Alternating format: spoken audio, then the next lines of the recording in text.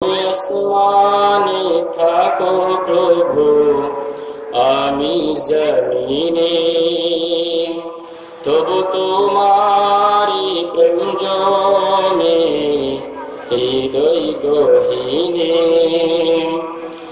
আমি তোমারি গোলাম গো, অন্য কারো না। আমরা তোমারি গোলাম গো, অন্য কারো না। আলিমুল গায়ব তুমি, মালিক রব্বানা। আল্লাহু আল্লাহু আল্লাহু আল্লাহ, আল্লাহু আল্লাহু আল্লাহু আল্লাহ। মুহতারামুল মাকাম ওয়াজিবুল ইহতারাম, হাযরাত উলামায়ে কেরাম, কক্সবাজার জেলার অন্তর্গত রামু উপজেলার ঐতিহ্যবাহী ৮ নং দক্ষিণ মিঠাছড়ি ইউনিয়নের বৃহত্তর সাদরপাড়া সমাজ রক্ষণ সংস্থা যুব কর্তৃক আয়োজিত আজকের দিনব্যাপী ২৪তম ঐতিহাসিক তাফসীরুল কোরআন মাহফিল ২০২৪। আজকের মাহফিলের প্রধান মুফাসসির, খ্যাতি সম্পন্ন মুফাসসির কোরআন হযরতুল আল্লাম জনাব আলহাজ হযরত মাওলানা আল্লামা সাদিকুর রহমান আল আজহারি সাহেব, ঢাকা। মূল্যবান তকরীর পেশ করবেন তরুণ ওয়াইজি, সুদূর বগুড়া থেকে আগত হযরতুল আল্লাম জনাব হযরত মাওলানা আশরাফ বিন মুবারক আলী সিদ্দিকী সাহেব। আরো আলোচনা করবেন রাজশাহী বিশ্ববিদ্যালয়ের সম্মানিত প্রফেসর ডক্টর আল্লামা তহা বিন জহুরুল ইসলাম সাহেব। আলোচনা করে আপনাদেরকে ধন্য করেছেন অত্র এলাকার কৃতি সন্তান, আমার প্রিয় বন্ধু, সহপাঠী, বিশিষ্ট আলিমুদ্দিন জনাব হযরত মাওলানা সানাউল্লাহ সাহেব। আজকে সভাপতিত্ব করবেন আমার শ্রদ্ধাভাজন উস্তাদ, সাদরপাড়া কেন্দ্রীয় জামে মসজিদের সম্মানিত পেশ ইমাম ও খতিব জনাব শাহ মাওলানা মুহাম্মদ শফি সাহেব, হাফিজাহুমুল্লাহ, আতালাল্লাহু উমরাহ ওয়া বারাকাল্লাহু তাআলা ফি হায়াতি। আমরা সকলে বলি আমিন। সহ সামনে উপবিষ্ট দিন প্রিয়, ইসলাম প্রিয় মুসলমান ভাইয়েরা, বাবারা, পর্দার অন্তরালের সম্মানিতা শ্রদ্ধেয়া মা ও বোনেরা, আমি আবারও আপনাদেরকে ইসলামিক সম্ভাষণ সালাম জানাচ্ছি। আসসালামু আলাইকুম ওয়া রাহমাতুল্লাহ। সর্বপ্রথম শুকরিয়া এবং কৃতজ্ঞতা আদায় করছি আল্লাহ সুবহানাহু ওয়া তাআলার দরবারে, এই জন্য যে মহান মানিক অত্যন্ত দয়া করে, মায়া করে, অনুগ্রহ করে আমাদেরকে একটি দ্বীনি মজলিস আয়োজন করার, উপস্থিত হওয়ার তৌফিক দিয়েছেন, শারীরিকভাবে সুস্থতার নিয়ামত দিয়েছেন। সেই মহান রব্বে কারিমের দরবারে তার শিখানো ভাষায় আমরা সকলে বলছি আলহামদুলিল্লাহ। লাখ কোটি দরুদ পেশ করছি মানবতার মুক্তির দিশারি সরকারে দু আলম মুহাম্মদুর রাসূলুল্লাহ সাল্লাল্লাহু আলাইহি ওয়াসাল্লামের উপরে। সকলে বলি সাল্লাল্লাহু আলাইহি ওয়াসাল্লাম। মাগফিরাত কামনা করছি আব্বাজান আদম আলাইহিস সালাম থেকে নিয়ে আজ পর্যন্ত যত মুমিন মুমিনাত কবরের মধ্যে শায়িত আছে, বিশেষ করে দ্বীন ইসলামকে আমাদের পর্যন্ত পৌঁছাতে গিয়ে যে সকল মুজাহিদরা নিজের জীবনের শেষ রক্তবিন্দু পর্যন্ত দিয়ে দিয়েছেন, সেই সকল শুহাদায়ে বদর, শুহাদায়ে উহুদ সহ সমস্ত শুহাদায়ে কেরামদের আল্লাহ সুবহানাহু ওয়া তাআলা তাদেরকে তার গফুর ও গফফার নামের বরকতে তাদের সকলকে ক্ষমা করে দিয়ে জান্নাতুল ফিরদাউসের আলা মাকাম দান করুক। আমরা সকলে বলি আমিন।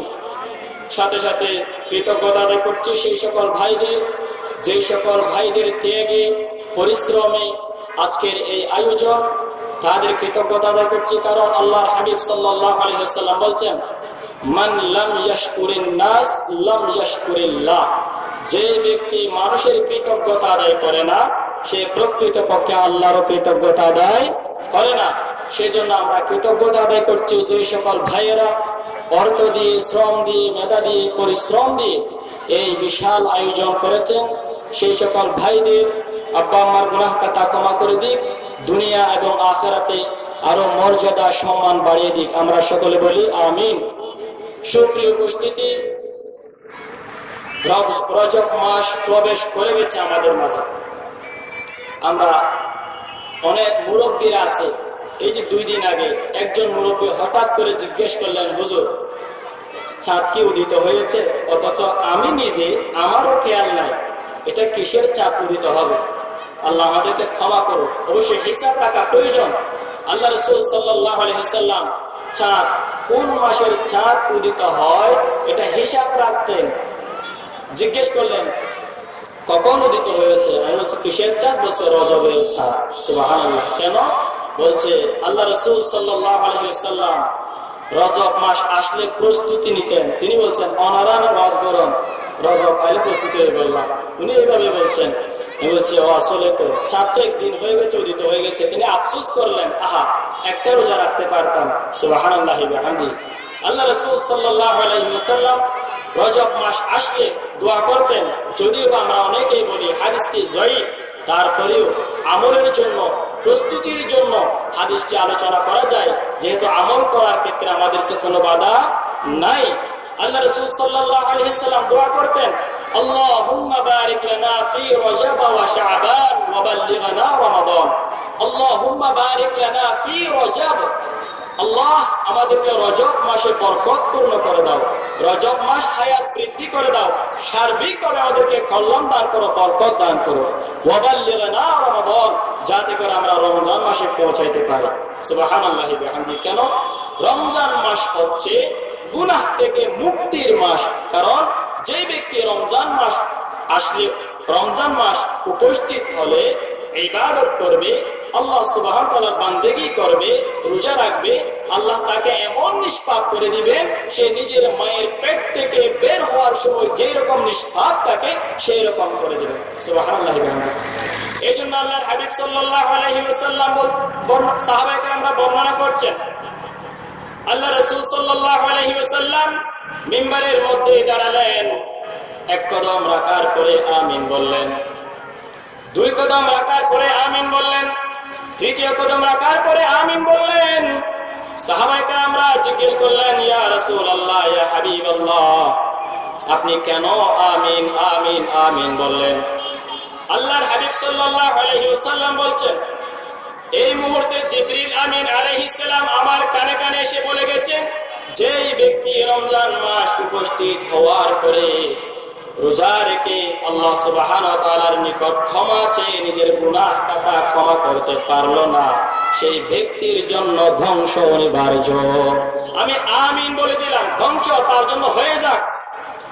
যেই ব্যক্তি মুসলমান হওয়ার পরে রমজান মাস উপস্থিত হলে রোজা রেখে নিজের গুনাহ খাতা ক্ষমা নিয়ে নিতে পারলো না, ওই ব্যক্তি ধ্বংস হয়ে যাক। আমি নবী বলে দিলাম আমিন। 2য় কদম রাখার পরে আমিন বলার কারণ কি? জিবরিল আমিন আলাইহিস সালাম আমার কানে কানে এসে বলছে, ইয়া রাসূলুল্লাহ, ইয়া হাবিবাল্লাহ, ওই ব্যক্তির জন্য ধ্বংস অনিবার্য যে ব্যক্তি আপনার নাম শ্রবণ করার পরে সাল্লাল্লাহু আলাইহি ওয়াসাল্লাম বলল না, দুরূদ পড়ল না, ওই ব্যক্তির জন্য ধ্বংস অনিবার্য। আল্লাহ রাসূল বলছেন আমিন। ধ্বংস হয়ে যাক ওই সকল ব্যক্তি যারা আল্লাহ রাসূলের নাম শোনার পরে সাল্লাল্লাহু আলাইহি ওয়াসাল্লাম বলল না। আল্লাহ রাসূলের নাম যেখানে আলোচনা হয় সাল্লাল্লাহু আলাইহি ওয়াসাল্লাম বলতে হবে, দুরূদ পড়তে হবে। এক মজলিসের মধ্যে বারবার রাসূল আকরাম সাল্লাল্লাহু আলাইহি ওয়াসাল্লামের নাম যদি উচ্চারণ হয়, একবার দুরূদ বলা ওয়াজিব। বারবার উচ্চারণ হলে, বারবার যদি বলে তাহলে সওয়াব। কারণ আল্লাহ রাসূল বলছেন, মান সাল্লা আলাইয়া ওয়াহিদাতান সাল্লাল্লাহু আলাইহি আশরা। যেই ব্যক্তি আল্লাহ রাসূলের উপরে দুরূদ পড়লো, আল্লাহ সুবহানাহু ওয়া তাআলা তার জন্য 10টি নেকি বরাদ্দ করে দিয়েছে।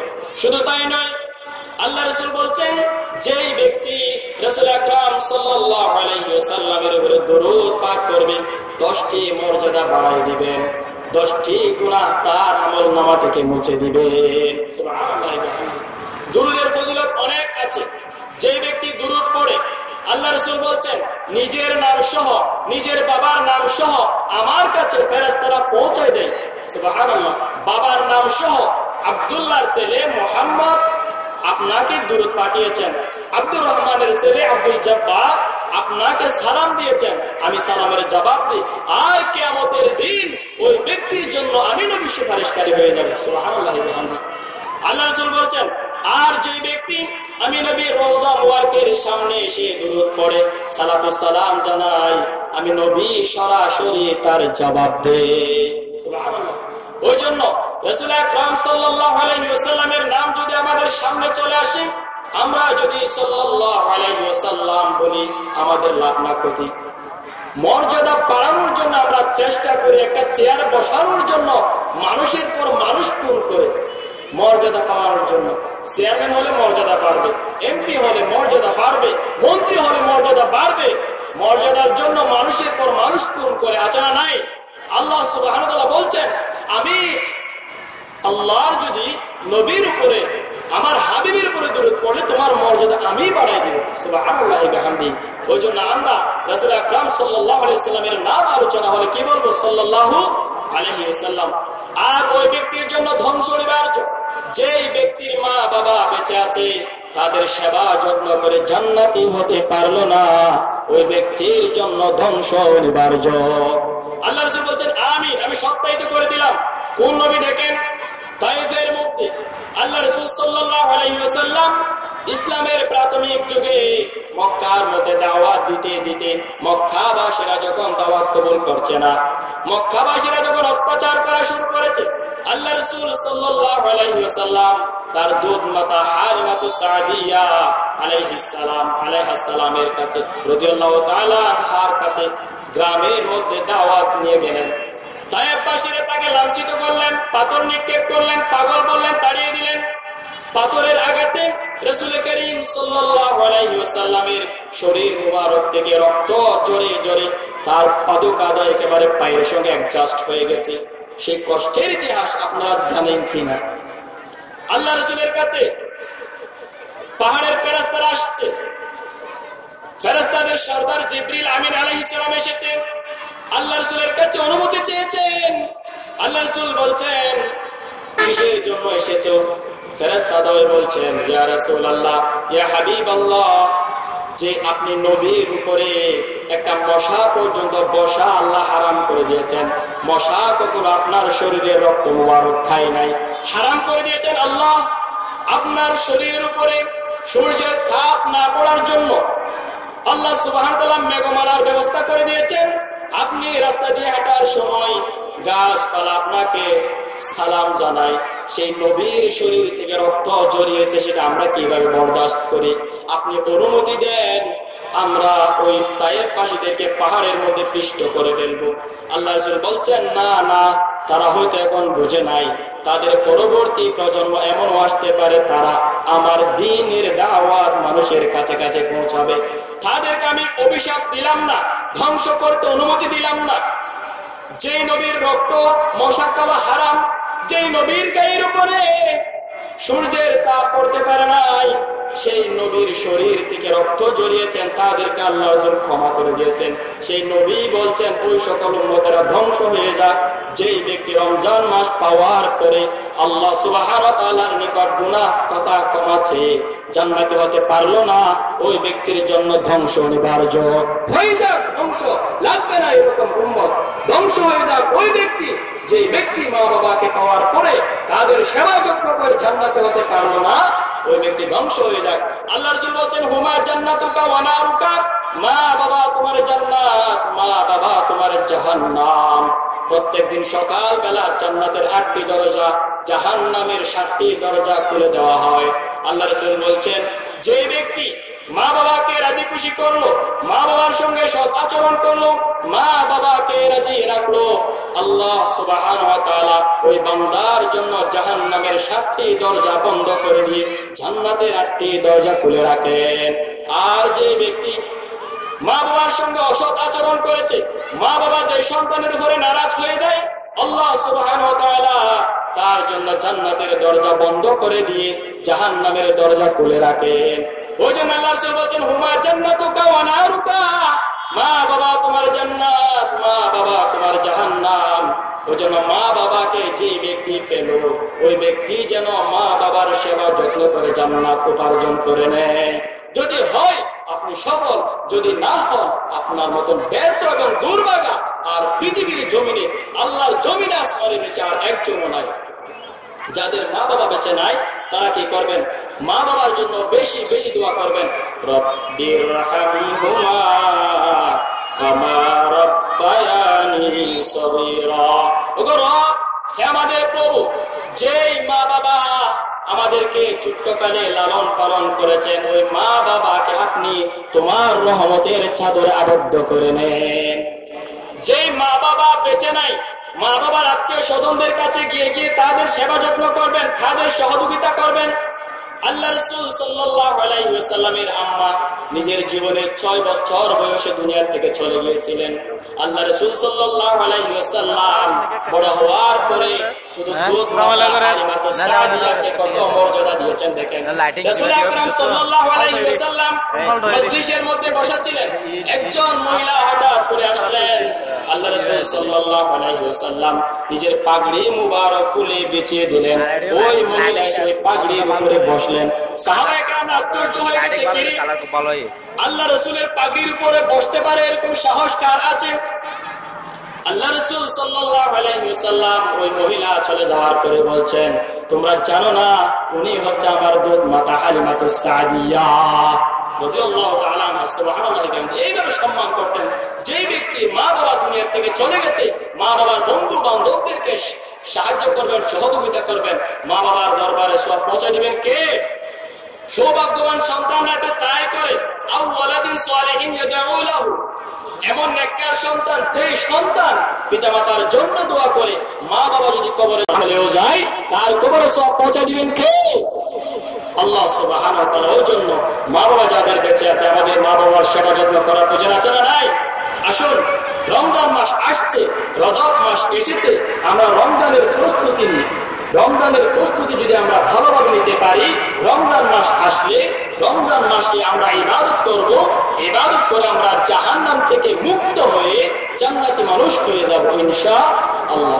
আল্লাহ সুবহানাহু ওয়া তাআলা বলেন, ইয়া আইয়ুহাল্লাযীনা আমানু কুতিবা আলাইকুমুস সিয়াম কামা কুতিবা আলাল লাযীনা মিন ক্বাবলিকুম লাআল্লাকুম তাত্তাকুন। হে ঈমানদারগণ, আমি তোমাদের জন্য ফরজ করে দিলাম রমজানের রোজা, যাতে করে তোমরা তাকওয়াবান হয়ে যেতে পারো, মুত্তাকি হয়ে যেতে পারো, আল্লাহকে ভীতি করনেওয়ালা হয়ে যেতে পারো। কিসের মাধ্যমে? রমজানের রোজার মাধ্যমে। কারণ আল্লাহ হাবিব সাল্লাল্লাহু আলাইহি ওয়াসাল্লাম বলেছেন, আসসামু লি ওয়া আনা আজজা বিহি, আসসামু লি ওয়া আনা আজজি বিহি, আসসামু লি ওয়া আনা উজজা বিহি। রোজা আমার জন্য, আমি নিজেই তার প্রতিদান দিই, অথবা আমি নিজেই তার প্রতিদান হয়ে যাই। কারণ যে ব্যক্তি রোজা রাখে সে অন্যান্য সব ভুল করলেও কখনো আল্লাহর ভয়ে সারাদিন না খেয়ে থাকে, অন্ধকারে গেলেও সে কখনো কিছু খায় না। কারণ আল্লাহ সুবহানাহু ওয়া তাআলার ভয় তার অন্তরে একটা বাসা বেঁধেছে। আমি রোজা রেখেছি, নামাজ পড়বে না, মিথ্যা কথা বলবে, গীবত করবে, তারপরেও কিন্তু সে কিছু খায় না। কার ভয়ে? আল্লাহর ভয়ে। অন্ধকার ঘরে গেলেও খায় না, কারণ আল্লাহর ভয় আছে না নাই? আমরা রমজানের প্রস্তুতি নিব। আল্লাহ রাসূল সাল্লাল্লাহু আলাইহি ওয়াসাল্লাম দোয়া করতেন এই মাস আসলে বেশি বেশি, শুধু তাই নয়, সব সময় দোয়া করতেন। কিভাবে? আনাস রাদিয়াল্লাহু তাআলা আনহু বর্ণনা করছেন, আল্লাহুম্মা ইন্নী আউযু বিকা মিন ইলমি লা ইয়ানফা ওয়া মিন কলবি লা ইয়াখশা ওয়া মিন নাফসি লা তাশবা ওয়া মিন দাওয়াতি লা ইউস্তাজাবু লাহা। আল্লাহ রাসূল সাল্লাল্লাহু আলাইহি ওয়াসাল্লাম দোয়া করতেন, আল্লাহুম্মা ইন্নী আউযু বিকা মিন ইলমি লা ইয়ানফা, ওগো আল্লাহ, আপনি আমাকে এমন জ্ঞান দেন যে জ্ঞান কোনো প্রকারে না হয়। এমন জ্ঞান থেকে আমি আশ্রয় চাই যে জ্ঞান মানুষের ভিতরে আসার পরে কোনো প্রকারে হয়ে যায়, যে জ্ঞান নিয়ে পথ ভ্রষ্ট হয়ে যায়, যে জ্ঞান নিয়ে তোমাকে চেনা যায় না। এরকম জ্ঞান থেকে তোমার কাছে আমি আশ্রয় চাই। আমাদের সমাজে অনেক জ্ঞানী গুণী মানুষ আছে, যে জ্ঞান তাকে অহংকার বানিয়ে জাহান্নামের দ্বার প্রান্তে পৌঁছে দেয়। আছে না নাই? আমাদেরকে জ্ঞানী হতে হবে। কোন জ্ঞানী? যে জ্ঞান আপনাকে নিয়ে জান্নাতে চলে যায়, যে জ্ঞান আপনাকে জান্নাতের দরজা দেখায়, যে জ্ঞান আপনাকে জাহান্নামের ভয় দেখায়। আল্লাহ সুবহানাহু ওয়া তাআলা বর্ণনা করেছেন, قُلْ هَلْ يَسْتَوِي الَّذِينَ يَعْلَمُونَ وَالَّذِينَ لَا يَعْلَمُونَ। হে রাসূল, আপনি বলে দিন, যারা জানে আর যারা জানে না তারা কি সমান হতে পারে? আল্লাহ সুবহানাহু ওয়া তাআলা অন্যত্র বলেন, قُلْ هَلْ يَسْتَوِي الْأَعْمَى وَالْبَصِيرُ। যে ব্যক্তি চোখে দেখে আর যে ব্যক্তি চোখে দেখে না তারা কি সমান? যে ব্যক্তি জানে আর যারা জানে না তারা কি সমান? কখনো সমান নয়। যে ব্যক্তি জানে সেই ব্যক্তি যারা জানে না তাদের চেয়ে আলাদা। এখানে জানার মানে কি? জানার মানে হচ্ছে কোরআন এবং সুন্নাহর জ্ঞান। যে জ্ঞান নিয়ে আল্লাহ সুবহানাহু ওয়া তাআলাকে চেনা যায়। সুবহানাল্লাহ। আল্লাহ সুবহানাহু ওয়া তাআলা বলেন, ইন্নামা ইয়াখশাল্লাহা মিন ইবাদিহিল উলামা। নিঃসন্দেহে এই কথা সত্য যে আল্লাহ সুবহানাহু ওয়া তাআলাকে আলেমরাই জ্ঞানীরাই ভয় করে। আমাদেরকে জ্ঞান অর্জন করতে হবে। কোন জ্ঞান? যে জ্ঞান অর্জন করলে আল্লাহকে চেনা যায়, যে জ্ঞান অর্জন করলে জান্নাত চেনা যায়, জাহান্নাম থেকে বাঁচা যায়, সেই জ্ঞান আমাদেরকে অর্জন করতে হবে। আল্লাহ রাসূল সাল্লাল্লাহু আলাইহি ওয়াসাল্লাম অনুপকারী জ্ঞান থেকে আশ্রয় চেয়েছেন। কারণ অনেক নাস্তিক যারা আছে, কমিউনিস্ট যারা আছে, তারা কিন্তু জ্ঞানী আমাদের মতো সাধারণ লোক নয়, তারা জ্ঞানী লোক। তারা জ্ঞান অর্জন করে তারা পথভ্রষ্ট হয়েছে। ওই জন্য আমাদেরকে এমন জ্ঞান অর্জন করতে হবে যে জ্ঞান আমাদেরকে জান্নাতের রাস্তা দেখায়। সেই জন্য দ্বীনি শিক্ষা অর্জন করা আমাদের জন্য প্রয়োজন আছে না নাই? গতানুগতিক জ্ঞান আপনি অর্জন করে ডক্টরেট হলেন, একেবারে ফিলোসোফার হলেন, বড় জ্ঞানী হলেন, ডিগ্রিধারী হলেন, আল্লাহকে চিনলেন না। ডক্টর মোহাম্মদ শহীদুল্লাহ বলছেন, ওই জ্ঞানী কখনো জ্ঞানী নয়, সে মূর্খ জ্ঞানী। ওই জন্য আমরা মূর্খ জ্ঞানী হব না, এমন জ্ঞান অর্জন করব যে জ্ঞান আমাদেরকে জান্নাতের রাস্তা দেখায়। বুঝুন, আর তো পড়াশোনা নও করি, আর তো কোরআন শরীফ ফরিনাদানি শিখর, বই তো ফরিনাদানি শুনুন। এরকম মাহফিলের আয়োজন করা হয় কিসের জন্য? শুনবেন, জুমার আলোচনা শুনবেন, কোরআনের তাফসীর শুনবেন, হাদিসের দরস শুনবেন, কোরআনের দায়ীরা যে কথা বলে তাদের আলোচনা শুনবেন, বলে আপনি জ্ঞান অর্জন করবেন। জ্ঞান অর্জন করলে আপনি যেহেতু জানবেন জাহান্নামের ভয় কি, জান্নাতের নাজ নিয়ামতের সম্পর্কে যদি আপনি জেনেই যান, তাহলে আপনাকে আল্লাহ সুবহানাহু ওয়া তাআলা সম্মান বাড়াই দিবে। যারা জানে আর যারা জানে না তারা কখনো এক হতে পারে না। একজন ছোট্ট শিশুকে যদি কি আগুন দেওয়া হয়, সে ওই আগুন ধরতে চায়, কারণ তার ভিতরে এই জ্ঞান নাই যে আগুন ধরলে পুড়ে যায়, এই জ্ঞান নাই। সে ধরতে চায়, লাল দেখেছে, লাভ দিয়েছে, আছে না নাই? একজন মস্তিষ্ক সম্পন্ন সুস্থ বিবেকবান মানুষকে যদি কি আগুন দেওয়া হয়, সে জানে তার ভিতরে ওই জ্ঞানটা আছে, আগুন ধরলে হাত পুড়ে যায়, সেজন্য হাতে ধরে না। সেটা পুড়ে যায় আর পুড়ে যায় না, সেটা জানার জন্য জ্ঞানের প্রয়োজন আছে না নাই? অবশ্যই আছে। সেই জন্য আল্লাহ সুবহানাহু ওয়া তাআলা আমাদেরকে জ্ঞান অর্জন করতে বলেছেন, তলাবুল ইলমি ফরিদাতুন আলা কুল্লি মুসলিম। প্রত্যেক মানুষের জন্য জ্ঞান অর্জন করা, প্রত্যেক মুসলমানের জন্য জ্ঞান অর্জন করা ফরজ করে দিয়েছেন। কতটুকু জ্ঞান? যতটুকু জ্ঞান না হলে আল্লাহকে চেনা যায় না, যতটুকু জ্ঞান না হলে রাসূলকে চেনা যায় না, যতটুকু জ্ঞান না হলে জান্নাত জাহান্নাম সম্পর্কে জানা যায় না, হালাল হারাম জায়েজ নাজায়েজ সম্পর্কে জানা যায় না। কমপক্ষে অতটুকু জ্ঞান হলেও আপনাকে অর্জন করা ফরজ করে দিয়েছেন আল্লাহ। কিয়ামতের মাঠে যদি আপনি গিয়ে বলেন, ওগো আল্লাহ, আমাকে জাহান্নামে দিচ্ছেন কেন? আমি তো সেই বিষয় সম্পর্কে জানতামই না, আমি সেই জন্য ভুল করেছি। আপনাকে আল্লাহ বলেই দিবেন, আমি তো সেটা জানাটা তোমার জন্য ফরজ করে দিয়েছিলাম। সুতরাং একটা অপরাধ তুমি, আর একটা অপরাধ তুমি মানো নাই, সেজন্য দুইটা শাস্তির সম্মুখীন সে হবে যে না জানার কারণে অপরাধ করেছে। ওই জন্য আমাদেরকে জেনে নেওয়া প্রয়োজন আছে। জেনে যদি আপনি নেন, আল্লাহ সুবহানাহু ওয়া তাআলা আপনি ভয়কারী হয়ে যাবেন। আর আল্লাহকে ভয়কারীর মর্যাদা আল্লাহ বাড়াই দিয়েছেন। ইন্না আকরামাকুম ইনদাল্লাহি আতকাকুম। আল্লাহর কাছে সবচেয়ে সম্মানিত তো তারাই যারা তাকওয়া অর্জন করতে পেরেছে। তাকওয়া অর্জন করার মাস দিয়েছেন আল্লাহ সুবহানাহু ওয়া তাআলা। কোন মাস? রমজান মাস। এই জন্য রজব আসলে আল্লাহ রাসূল সাল্লাল্লাহু আলাইহি ওয়াসাল্লাম রমজানের প্রস্তুতি নিতেন। আর একটা দোয়া করতেন, ওয়া মিন কলবি লা ইয়াখশা। এমন অন্তর আমাকে দান করো যে অন্তরে তোমার ভয় থাকে। অর্থাৎ এমন কলব থেকে তোমার কাছে আশ্রয় চাই যে কলব তোমার ভয়হীন অন্তর থেকে আল্লাহ রাসূল সাল্লাল্লাহু আলাইহি ওয়াসাল্লাম আল্লাহর কাছে পানাহ চেয়েছেন। আমাদেরও পানাহ চাওয়ার প্রয়োজন আছে না নাই? হুজুর আরো দোয়া মুখস্থ করে নাও, ভারী আর না হজ্জন। আপনি বাংলায় বলেন, আল্লাহ তোমাকে ভয় করে না যে সেই রকম অন্তর থেকে তোমার নিকট পানাহ চাই, আমাকে এমন অন্তর দান করো যে অন্তর তোমার ভয় থাকে, এমন জ্ঞান দান করো যে জ্ঞান তোমাকে চেনা যায়, যে জ্ঞান দ্বারা অতিরিক্ত আত্মা থেকেও পানাহ চাইতেন। যা পেয়েছেন তা নিয়ে সন্তুষ্ট নয়, আছে না নাই? যা পাবেন তা নিয়ে সন্তুষ্ট হবেন, এরকম আত্মা চাইয়ে আল্লাহর নিকট কি করতেন? দোয়া করতেন। আর এমন দোয়া থেকে যে দোয়া কবুল হয় না, যেই দোয়া কবুল হয় না ওই দোয়া থেকেও পানাহ চেয়েছেন। অর্থাৎ আমি এমন দোয়া করবো যে দোয়া তোমার দরবারে কবুল হয়, এরকম দোয়া করার আমাকে তৌফিক দান করো। ওই জন্য আমাদেরকে এই দোয়া করার প্রয়োজন আছে না নাই? একজন ব্যক্তি হজে যাবে, হজে গেলে হারাম শরীফের কাবা শরীফ যে প্রথম দৃষ্টি দিবে ওই মুহূর্তে যে দোয়া করে ওই দোয়া কবুল হয়ে যায়। সুবহানাল্লাহ ওয়া বিহামদিহি। হারাম শরীফ প্রথম দর্শনে প্রথম দেখায় যে দোয়া করে ওই দোয়া আল্লাহ কবুল করেন। একজন ব্যক্তি ইমাম আযম আবু হানিফা রাহিমাহুল্লাহর কাছে আসলেন, হুজুর আমাকে এমন একটা দোয়া শিখিয়ে দিন, আমি উমরা করতে যাচ্ছি, হজ করতে যাচ্ছি, আমাকে এমন দোয়া শিখিয়ে দিন যে দোয়াটা আমি ওই মুহূর্তে করব। কোন মুহূর্তে? আপনারাই তো বলেছেন হারাম শরীফ প্রথম দর্শনে দোয়া কবুল হয়, ওই মুহূর্তে আমি কি দোয়া করব আপনি একটু আমাদেরকে জানাই দিন, আমাকে জানাই দিন। ওই মুহূর্তে যেন আমি এমন দোয়া করতে পারি যে দোয়াটা আমার দুনিয়া এবং আখিরাতের জন্য কল্যাণকর হয়। আল্লাহ ইমাম আযম আবু হানিফা রাহিমাহুল্লাহ শিখিয়ে দিলেন, তুমি ওই মুহূর্তে এমন দোয়া করবে যেই দোয়া সব সময় কবুল হয়। অর্থাৎ তুমি এমন দোয়া করো, আল্লাহ আমি এখন থেকে যে দোয়া করব সব দোয়া যেন কবুল হয়ে যায়। সুবহানাল্লাহ ওয়া বিহামদিহি। ওইজন্য আল্লাহ রাসূল সাল্লাল্লাহু আলাইহি ওয়াসাল্লামের শিখানো ভাষায় আমাদেরকে সব সময় দোয়া করার প্রয়োজন আছে না নাই? অবশ্যই আছে। আমরা আসুন রমজানের প্রস্তুতি নিয়ে এখন থেকে আল্লাহ রাসূল সাল্লাল্লাহু আলাইহি ওয়াসাল্লামের আগের আর পরের সব গুনাহ খাতা ক্ষমা করে দিয়েছেন আল্লাহ সুবহানাহু ওয়া তাআলা।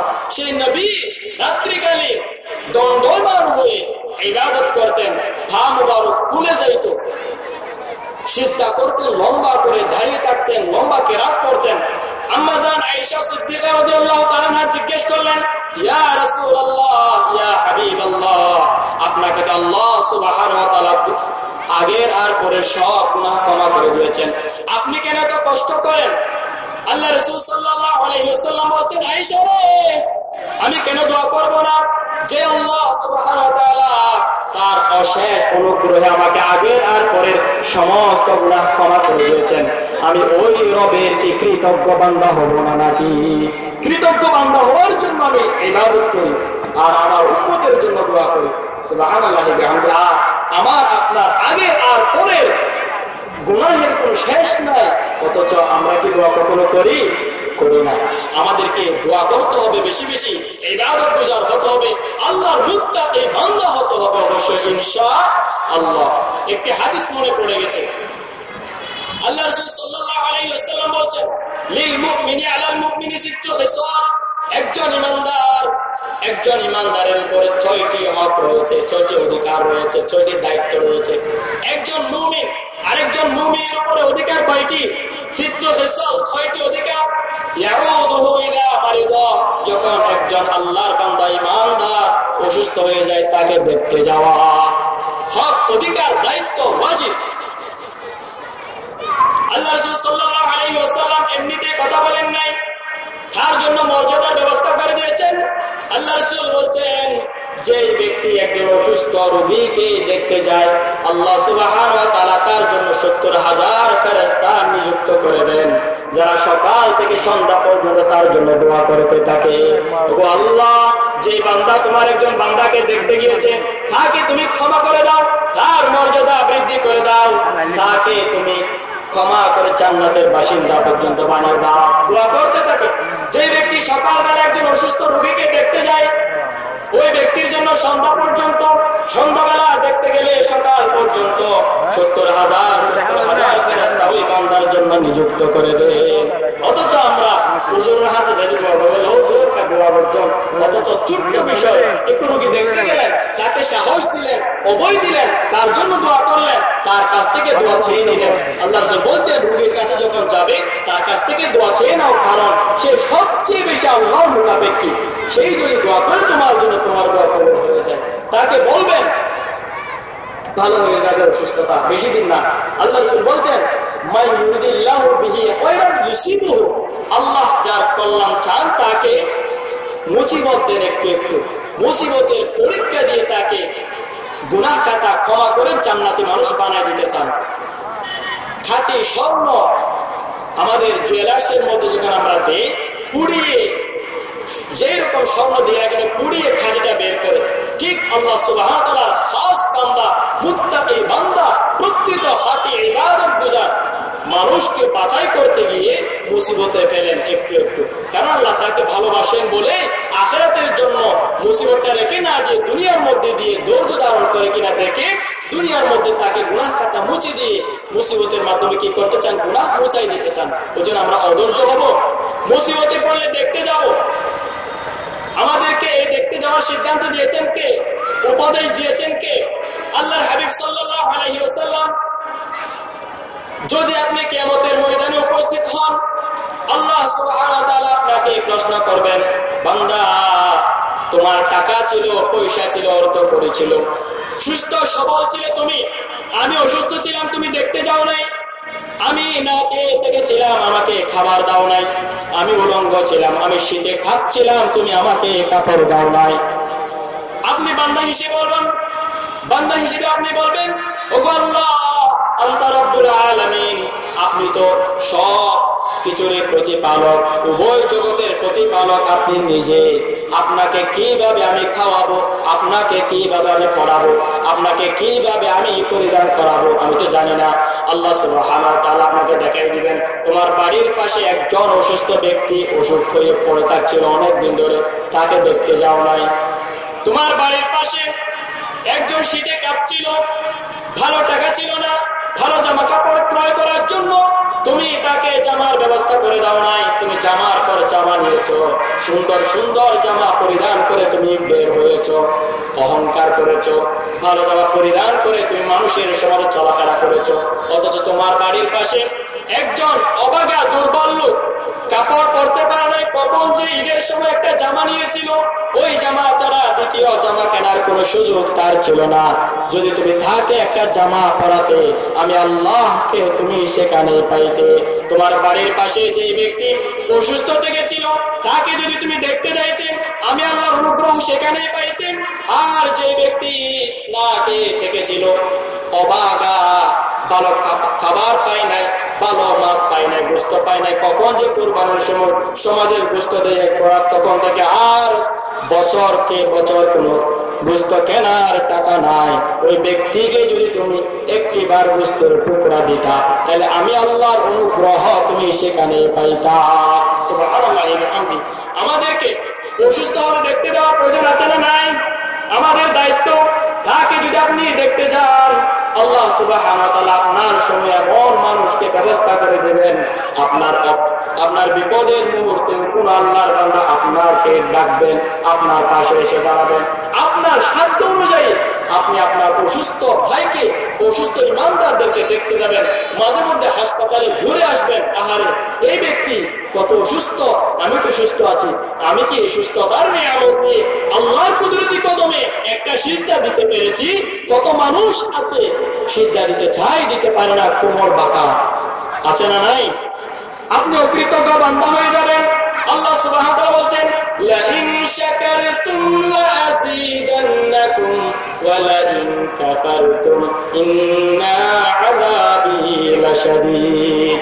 যে ব্যক্তি আমার কৃতজ্ঞতা আদায় করে, লা আযীদান্নাকুম, তাদেরকে নিয়ামত বাড়িয়ে দিই, ওয়া লা ইন কাফারতুম, যদি অকৃতজ্ঞ হয়, ইন্না আযাবী লাশাদীদ, জেনে রাখো আমি আল্লাহর আযাব খুবই ভয়াবহ। আপনাকে আল্লাহ সুবহানাহু ওয়া তাআলা যে নিয়ামত দিয়েছেন, এই নিয়ামতের কৃতজ্ঞতা আদায় করবেন। সুস্থ আছেন, আল্লাহর কুদরতি কদমে সিজদা দেন, অসুস্থ মানুষের পাশে দাঁড়ান। অর্থ করে দিয়েছেন, অসুস্থ মানুষের পাশে দাঁড়ান। আপনি সাবলীল আছেন, যারা অভাগা আছে, দুর্বল আছে, তাদেরকে দেখতে যান, তাদের পাশে দাঁড়ান। এক নাম্বার, ইয়াউদু ইলা মারিদ, অসুস্থ হলে দেখতে যাওয়া, ওয়েস্ট আহাদুহু ইযা মাতা, যদি সে মৃত্যুবরণ করে তার জানাজায় শরীক হয়ে যাওয়া। মুসলমান হিসেবে আরেকজন ইমানদারের উপর হক, যদি মৃত্যুবরণ করে একজন ইমানদার তার জানাজায় পড়তে আপনার হক। জানাজাটা ফরজে কিফায়া, সমাজের কেউ একজন কয়েকজন পড়ে নিলে হয়ে যাবে। যদি যে ব্যক্তি অংশগ্রহণ করে তার জন্য মর্যাদা আছে না নাই, সওয়াব আছে না নাই, ব্যবস্থা করে দিয়েছেন কে? আল্লাহর হাবিব সাল্লাল্লাহু আলাইহি ওয়াসাল্লাম বলেন, যে ব্যক্তি একজন ইমানদারের জানাজায় উপস্থিত হয় আল্লাহ সুবহানাহু ওয়া তাআলা তার জন্য 2 কিরাত সওয়াবের ব্যবস্থা করে দিয়েছেন। সাহাবায়ে কেরামরা জিজ্ঞেস করলেন, ইয়া রাসূলুল্লাহ, ইয়া হাবিবাল্লাহ, এক কিরাত সমান কতটুকু? মদিনার মধ্যে সবচেয়ে বড় পাহাড় ছিল উহুদ পাহাড়, লম্বা 2 কিলোমিটার, 2.5 কিলোমিটার পর্যন্ত লম্বা উঁচু বড় পাহাড়। ওই পাহাড়টা দেখিয়ে দিলেন, বললেন এক কিরাত সমান হচ্ছে ওই রকম পাহাড় পরিমাণ। সুবহানাল্লাহ। ওই পাহাড়টা জমিনের পেরেক স্বরূপ, পেরেক মারলে কাঠের ভেতরে বেশি থাকে নাকি উপরে বেশি থাকে? ভেতরে বেশি থাকে, উপরে ছাতাটাই থাকে। তার মানে ওই পাহাড় যদি এত বিশাল হয়, জমিনের ভেতরেও পাহাড়ের অংশ আছে না নাই? সব পাহাড় পরিমাণ একটা জানাজায় উপস্থিত হলে আপনার আমল নামায় মেপে মেপে সওয়াব করে দিবেন। মুহাদ্দিসিনে কেরামরা বলছেন, এই বিশাল পাহাড় দেখিয়ে দেওয়ার মানে হচ্ছে এমন বিশাল নিয়ামত, এমন বিশাল সওয়াবের ভান্ডার তোমার আমল নামায় দিয়ে দেওয়া হবে যার হিসাব আল্লাহ ছাড়া কেউ জানে না। এই সওয়াব নিয়ে কি হবে? আল্লাহ সুবহানাহু ওয়া তাআলা বলেন, فَأَمَّا مَنْ ثَقُلَتْ مَوَازِينُهُ فَهُوَ فِي عِيشَةٍ رَاضِيَةٍ। যার নেক আমলের পাল্লা ভারী হয়ে যাবে, আল্লাহ সুবহানাহু ওয়া তাআলা তার উপরে রাজি থাকবেন, খুশি থাকবেন। আর আল্লাহ যার উপরে রাজি থাকে তাকে জান্নাত দিয়ে দেয়। ওয়া আম্মা মান হাফাত মাওয়াজিনুহু ফাউম্মুহু হাওিয়া। আর যার নেক আমলের পাল্লা হালকা হয়ে যাবে, গুনাহের পাল্লা ভারী হয়ে যাবে, তার জন্য উম্মুহু হাওিয়া। ওয়া মা আদরাকা মা হিয়া নারুন হামিয়া। অগ্নিকুণ্ড এমন উত্তপ্ত আছে যে অগ্নির মধ্যে তাকে নিক্ষিপ্ত করে দেওয়া হবে। ওই জন্য আমাদের নেকির পাল্লা ভারী করার প্রয়োজন আছে না নাই? ছোট্ট ছোট্ট কাজ যদি আপনি করতে পারেন, বিশাল বিশাল সওয়াবের ভান্ডার আল্লাহ আপনাকে দিবেন বলেছেন। অথচ আমরা অলসতার মধ্যে পড়ে ওযু নাই, ওই জন্য বসে থাকছেন দোকানের মধ্যে। আপনার সামনে দিয়ে জানাজা চলে গেছে, কিয়ামতের ময়দানে যখন আপনি উপস্থিত হবেন, একটা জানাজা হঠাৎ করে আপনার সামনে পড়েছিল, আপনি পড়ে নিয়েছেন, ওই জানাজার সওয়াবের ভান্ডার আপনার সামনে তুলে ধরা হবে। আপনি বলবেন, ও আল্লাহ, আমি তো এত সওয়াব কামাই করি নাই, এটা কিসের সওয়াব? আল্লাহ বলবেন, তুমি তোমার সামনে একটা জানাজা আসছিল হঠাৎ করে, ওই জানাজার মধ্যে তুমি অংশগ্রহণ করেছিলে, এটার সওয়াব। আপনি বলবেন, ইয়া লাইতানি, ইয়া লাইতানি, হায় আফসোস, হায় আফসোস, কত জানাজা আমি অবহেলা করে দোকানের মধ্যে বসে থাকছিলাম, বাড়ির মধ্যে বসে থাকছিলাম, ওই জন্য বলে আমি অবহেলা করে জানাজা অংশগ্রহণ করি নাই। আর যদি ওই জানাজায় আমি অংশগ্রহণ করতাম, এত বিশাল বিশাল পাহাড় পরিমাণ সওয়াব আমার আমল নামার পাল্লায় যুক্ত হয়ে যাইত। আফসোস করা ছাড়া কোনো উপায় থাকবে না। সেই দিন কিয়ামতের দিন যেন আপনার আফসোস করতে না হয়। দুনিয়ার মধ্যে সময় থাকতে সময়কে কাজে লাগান। ওজন্য আল্লাহ সুবহানাহু ওয়া তাআলা সময়ের কসম খেয়েছেন, ওয়াল আসর, সময়ের কসম, ইন্নাল ইনসানা লাফি খুসর, নিশ্চয় মানুষ ক্ষতির মধ্যে নিমজ্জিত, ইল্লাল্লাযিনা আমানু, তবে তারা ব্যতীত যারা ঈমান এনেছে, ওয়া আমিলুস সালিহাত, নেক আমল করতে থেকেছে, ওয়া তাওয়াসাউ বিল হক, সত্যের দাওয়াত দিচ্ছে, হকের দাওয়াত দিচ্ছে, ওয়া তাওয়াসাউ বিস সবর, আর ধৈর্য ধারণ করেছে, তারা ব্যতীত সব মানুষরাই ক্ষতির মধ্যে নিমজ্জিত। কিসের কসম পেয়েছেন? সময়ের কসম পেয়েছেন। ওই জন্য সময়ের কাজ সময়ে যারা করে তারা সফল হয়ে যায়, আছে না নাই? সময়কে কাজে লাগান। অনর্থক অবহেলায় অলসতায় সময় আমরা যেটা নষ্ট করতেছি, এটার হিসাব দিতে হবে কি হবে না? কিয়ামতের ময়দানে আপনাকে আল্লাহ সুবহানাহু ওয়া তাআলা সামনে পিছনে ডানে বামে কোথাও যাওয়ার সুযোগ দিবেন না। 5টি প্রশ্নের উত্তর না দেওয়া পর্যন্ত আল্লাহ সুবহানাহু ওয়া তাআলা আপনাকে জিজ্ঞেস করবেন, বান্দা, তোমাকে আমি একটা হায়াত দিয়েছিলাম, জীবন দিয়েছিলাম 50 বছরের, 60 বছরের, এই জীবন তুমি কোথায় ব্যয় করেছো? প্রশ্নের উত্তর দাও। উত্তর না দিলে আপনি সামনে পিছনে ডানে বামে কোথাও যাওয়ার সুযোগ নাই। এই যে আপনি মাহফিলে এসেছেন, এটা সওয়াবের খাতায় লেখা হচ্ছে কিনা, এটার জন্য হিসাব দিতে সহজ পথ। যারা দোকানে বসে গেছি আমরা, অনর্থক গল্প আড্ডায় বসে থাকছি, ওইখানে ওইটার হিসাব দিতে গিয়ে আপনি কষ্টে পড়ে যাবেন। আল্লাহ রাসূল সাল্লাল্লাহু আলাইহি ওয়াসাল্লাম মসজিদ থেকে বেরিয়ে যাচ্ছেন, দুইটি মজলিস দুই পাশে বসা ছিলেন। আল্লাহ রাসূল বলছেন, একটি মজলিসের মধ্যে জিকির আজকার করা হচ্ছে, সুবহানাল্লাহ, আলহামদুলিল্লাহ, লা ইলাহা ইল্লাল্লাহ, আল্লাহু আকবার বলা হচ্ছে। ওই জিকিরের মজলিসটাও উত্তম। আরেকটি মজলিসের মধ্যে দ্বীন চর্চা করা হচ্ছে, ইলম চর্চা করা হচ্ছে, কুরআনের জ্ঞান সুন্নাহর জ্ঞান শিক্ষা দেওয়া হচ্ছে, ওই মজলিস ও উত্তম। দুইটি মজলিসই উত্তম এই বলে আল্লাহর হাবিব সাল্লাল্লাহু আলাইহি ওয়াসাল্লাম যে মজলিসের মধ্যে কুরআন সুন্নাহর জ্ঞান চর্চা হচ্ছে, ওই মজলিসের মধ্যেই বসে পড়লেন। সুবহানাল্লাহ। আল্লাহ রাসূলের মতন মহামানব, যার উপর আল্লাহর ওহী অবতীর্ণ হয়, সেই মহামানব যে মজলিসের মধ্যে দ্বীনের চর্চা হচ্ছে, ইলমের চর্চা হচ্ছে, ওই মজলিসের মধ্যে বসে পড়লেন। আর আমি আপনি এই নজরে পত্নী এই কথা বলে দোকানে বসে থাকছেন। আল্লাহ রাসূল তো চাইলে পারতেন আমার উপরে ওঠে আসে, আমি তো সব জানি, সাহাবায়ে কেরামরা আলোচনা করতেছে, করুক না, অসুবিধা কি, আমি চলে যাই, এই বলে তিনি চলে যেতে পারতেন না। অথচ আমাদের সামনে মজলিস বসছে, আমরা দোকানে, এরপর রাস্তাঘাটে অনর্থক সময় কাটাচ্ছি। আপনি কি আল্লাহ রাসূলের তরিকার উপর আছেন? আল্লাহ রাসূল এরকম মজলিস দেখলে তিনি বসে পড়তেন, আর আপনি কত ব্যস্ত হয়ে গেছেন। মজলিস ছেড়ে বছরে একবার হয়, প্রত্যেক দিন তো হয় না। আপনি এখানে না এসে, মজলিসে না বসে, কুরআন সুন্নাহর জ্ঞান অর্জন না করে, একটু সবর না করে অনর্থক সময় অবহেলা করতেছেন। আসুন আমরা সময়কে কাজে লাগাই, সময়ের জন্য আমরা মূল্য দিতে পারি, সময়কে কাজে লাগিয়ে সময়ের হিসাব দিতে গিয়ে যেন আল্লাহর কাছে আপনাকে ধরা খেতে না হয়, সেই চেষ্টা আমাকে আপনাকে করতে হবে কি হবে না?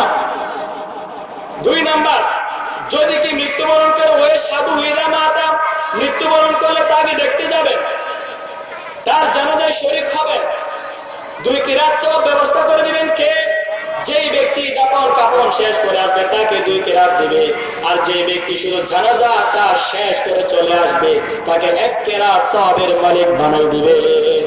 আমরা জানাজা শেষ করে তার জন্য মাগফিরাতের দোয়া করে আসবো। আল্লাহ রাসূল বলছেন, তোমার ভাইয়ের জন্য তোমরা দোয়া করো, তার হিসাব নিকাশ যেন সহজ হয়।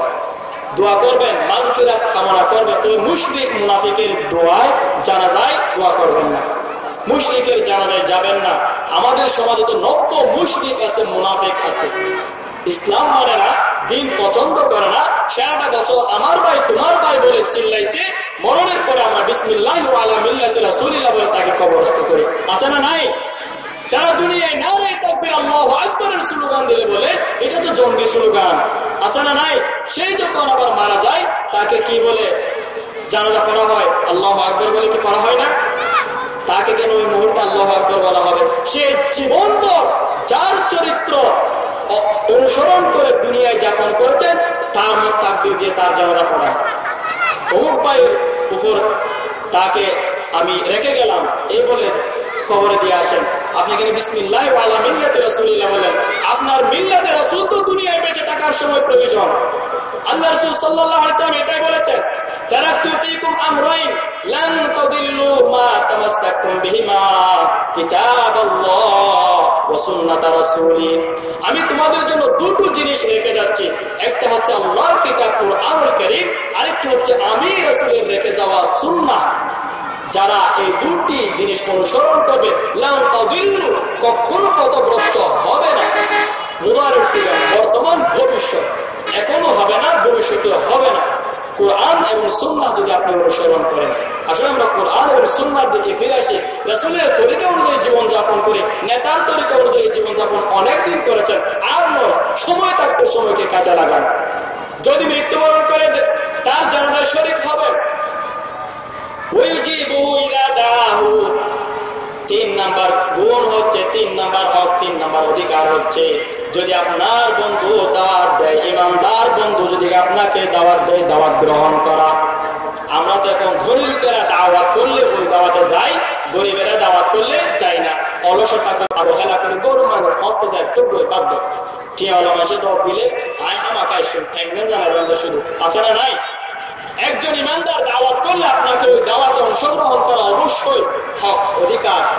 আল্লাহ রাসূল সাল্লাল্লাহু আলাইহি ওয়াসাল্লামকে ছাগলের কুর সলব ট্যাং হাইবুল্লাহ দাওয়াত দিলেও যাইত, সুবহানাল্লাহি ওয়া বিহামদিহি, গরিবে দাওয়াত দিলেও যাইত, ধনীরে দাওয়াত দিলেও যাইত। আমরা এই সুন্নাহটা অনুসরণ করার চেষ্টা করব ইনশাআল্লাহ। 4 নম্বর কোয়ালিটি, ওয়া ইউসাল্লিমু আলাইহি ইযা লাকিয়াহু, যদি আপনার ইমানদার আরেকজন ইমানদারের সঙ্গে দেখা সাক্ষাৎ হয়, তাকে আপনি সালাম বিনিময় করবেন, সুবহানাল্লাহ, সালাম বিনিময় করবেন, ফলে অহংকার থেকে মুক্ত থাকবেন, মর্যাদা বাড়ায় দিবেন কে? আল্লাহ সুবহানাহু ওয়া তাআলা বলেন, ওয়া ইযা হুইতুম বিতাহিয়াতিন ফাহাইয়ু বিআহসানা মিনহা আও রুদ্দুহা, যদি একজন ইমানদার আরেকজন ইমানদারের সঙ্গে সাক্ষাৎ হয়, সালাম বিনিময় করে, যে ব্যক্তি সালাম দিবে তার চাইতে উত্তম ভাবে তুমি তাকে সালামটা ফিরিয়ে দাও। আর যদি উত্তম ভাবে সালাম ফিরিয়ে দেওয়ার সুযোগ নাই হয়, আউরুদ্দোহা, সেই যেভাবে দিয়েছেন সেইভাবে ফিরিয়ে দাও, সম্ভাষণ জানাও। দেখা সাক্ষাৎ হলে ইমানদাররা কি বলবে? আসসালামু আলাইকুম ওয়া রাহমাতুল্লাহ, তোমার উপর আল্লাহর রহমত, আল্লাহর শান্তি বর্ষণ হোক। ওয়া আলাইকুম আসসালাম ওয়া রাহমাতুল্লাহি ওয়া বারাকাতুহু, তোমার উপরে আল্লাহর রহমত এবং শান্তি বর্ষণ হোক।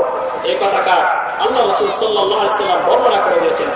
আপনার বাবা আদম আলাইহিস সালামকে আল্লাহ সুবহানাহু ওয়া তাআলা সৃষ্টি করার পরে বলছেন, যাও যাও আদম ফেরেশতাদেরকে গিয়ে সালাম জানাও। আর তারা কি বলে সেটা তুমি একটু শুনে আসবে ভালো করে। আদম আলাইহিস সালাম গেলেন, যাওয়ার পর আসসালামু আলাইকুম ওয়া রাহমাতুল্লাহ বলে সালাম দিলেন। ফেরেশতারা বললেন, ওয়া আলাইকুম আসসালাম ওয়া রাহমাতুল্লাহি ওয়া বারাকাতুহু।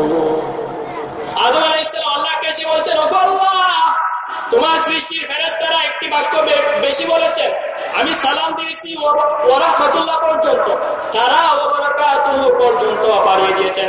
আল্লাহ সুবহানাহু ওয়া তাআলা বলছেন, এটাই হচ্ছে তোমার সন্তান সন্ততিদেরকে দেখা সাক্ষাৎ হলে মত বিনিময় করার মাধ্যম। সুবহানাল্লাহ। ওই জন্য দেখা সাক্ষাৎ হলে সালামের প্রচলন করার প্রয়োজন আছে না নাই?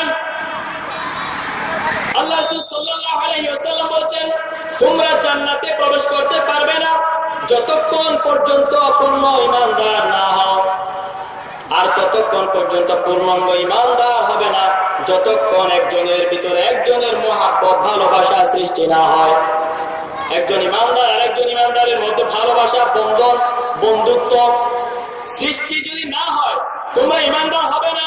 ঈমানদার না হলে তোমরা জান্নাতে প্রবেশ করবে না। আল্লাহ রাসূল বলেন, আমি কি তোমাদেরকে এমন একটি কথা, এমন একটি বাক্য শিখিয়ে দিব, যে বাক্য তোমরা আদান প্রদান করলে ভালোবাসা, বন্ধুত্ব, আন্তরিকতা বৃদ্ধি পায়। সাহাবায়ে কেরামরা বলছেন, অবশ্যই জানিয়ে দিবেন। আল্লাহ রাসূল বলছেন, আফশুস সালামা বাইনাকুম, তোমরা সালামের আদান প্রদান করো, সালামের প্রসার করো। যদি সালামের আদান প্রদান করো, প্রসার করো, তোমাদের মধ্যে ভালোবাসা বৃদ্ধি পাবে। ভালোবাসা, বন্ধন, বন্ধুত্ব বৃদ্ধি পেলে ঈমান বৃদ্ধি পায়, আর ঈমান যার বৃদ্ধি পায় সে জান্নাতে চলে যায়। সুবহানাল্লাহি ওয়া বিহামদিহি। আমরা ছোট্ট আমলগুলো করি না, অথচ আমরা কঠিনগুলো নিয়ে টানাটানি করি। ওযুর দোয়া না জানি দিতে হলে ওযু করে দিই, নামাজের নিয়ম না জানি দিতে হলে ওদের নামাজ না করে দিই। এই কথা বলে আমরা আমল থেকে বিচ্ছিন্ন হওয়ার চেষ্টা করি, আমল থেকে বিচ্যুত হওয়ার চেষ্টা করি। আসুন আমরা আমলদার হই। ছোট্ট আমল অফার করেছেন আল্লাহ সুবহানাহু ওয়া তাআলা আপনার জন্য। আপনি যদি সেগুলো আমল করতে পারেন, আপনি অল্প আমলে নাজাত পেয়ে যাবেন। নুরানের ছেলেরা বারবার বলে, আখলিস দীনাকা ইয়াকফিকাল আমালুল কাবীর, ঈমানকে খাঁটি করো, মজবুত করো, অল্প আমলেই নাজাতের জন্য যথেষ্ট হয়ে যাবে। সুবহানাল্লাহি ওয়া বিহামদিহি। আল্লাহ সুবহানাহু ওয়া তাআলা আপনাকে সৃষ্টি করেছেন, আপনার হায়াত দিয়েছেন, আপনার মওত দিয়েছেন। কিসের জন্য মওত আর হায়াত সৃষ্টি করেছেন? আমলে সালেহ করার জন্য। তাবারাকাল্লাযী বিয়াদিহিল মুলকু ওয়া হুয়া আলা কুল্লি শাইইন কাদির, আল্লাযী খালাকাল মাউতা ওয়াল হায়াতা লিয়াবলুয়াকুম আইয়ুকুম আহসানু আমালা ওয়া হুয়াল আজিজুল গফুর। কে ভালো কাজ করে সেটা আমি দেখার জন্য, কে আমলে সালেহ করে সেটা দেখার জন্য আমি জীবন এবং মৃত্যু সৃষ্টি করেছি। সুবহানাল্লাহি ওয়া বিহামদিহি। এই জীবন আপনাকে আল্লাহ সুবহানাহু ওয়া তাআলা দিয়েছেন ভালো কাজ করার জন্য নাকি মন্দ কাজ করার জন্য? আপনাকে ভালো কাজ করার জন্য জীবন দিয়েছেন। এই জীবন নিয়ে যদি কি আপনি অনর্থক অবহেলায় হেলে দুলে অসদামি করেন, সময় নষ্ট করেন, এই সময়ে জবাব দিতে হবে কি হবে না? আসুন আমরা সময়কে কাজে লাগাই, সালাম বিনিময় করি। আল্লাহ রাসূল সাল্লাল্লাহু আলাইহি ওয়াসাল্লাম বলেছেন, আল্লাহ সুবহানাহু ওয়া তাআলার কুদরতি হাত আমার পিঠের উপরে রাখলেন, আসমান আর জমিনের ভিতরে যা কিছু আছে সব আমার চোখের সামনে দৃশ্যমান হয়ে গেছে, চোখের সামনে ভেসে এসেছে। আলা দরজার ফেরেশতা একেবারে উপরে, তারা কখনো নিচে নামে না। তারা আলাপ আলোচনা করতেছিল, আমি শুনেছিলাম ইমানদারের ইমান কখন মজবুত হয়, ইমান কখন বৃদ্ধি পায়। ফেরেশতারা বলছেন, যদি কোনো বান্দা ওযু করতে মন চায় না, তারপরেও পবিত্র অবস্থায় থাকে, তখন ইমানদারের ইমানের মর্তবা বৃদ্ধি পায়, ইমানের পাওয়ার বৃদ্ধি পায়। আর কখন বৃদ্ধি পায়? মানুষদেরকে সালামের আদান প্রদান করলে ইমানদারের ইমানের মর্যাদা বৃদ্ধি পায়। আর কখন বৃদ্ধি পায়? মানুষদেরকে ভালো ভালো খাওয়ালে, মানুষদেরকে মেহমান খাওয়ালে ইমান বৃদ্ধি পায়। আমরা ইমান বৃদ্ধি পাই এরকম ছোট ছোট কাজগুলো করি, ফলে যাদাতুল ঈমান। যদি আপনার ঈমান বৃদ্ধি পায়, আপনার ভালো কাজ আপনাকে আনন্দ দিবে। সাররাকা হাসানাতুকা ওয়া সাআতকা সাইয়্যাতুকা।